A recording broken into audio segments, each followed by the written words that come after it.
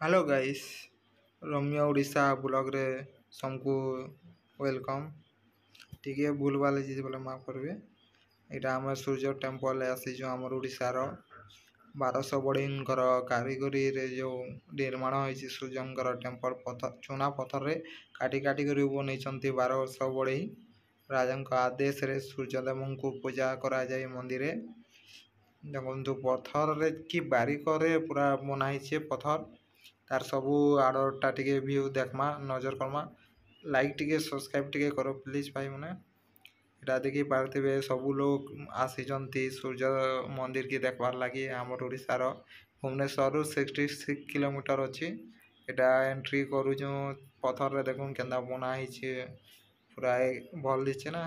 एटा security guard मने अछन जुगिचंती देखि पारथिबे तार नरसिंह को भी पत्थर केंदा बारी करे बनाइजे।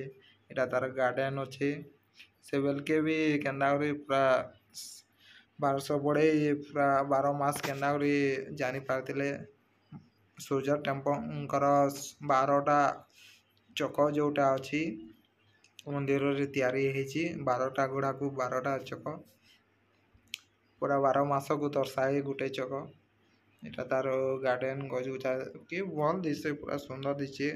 एटा पूरा गोरे गोरे बाड़ा बुड़ी देइछंती टिके आडू साडू कहि दिति मतलब माफ करबे टिके भूल भाल हेसी जासी।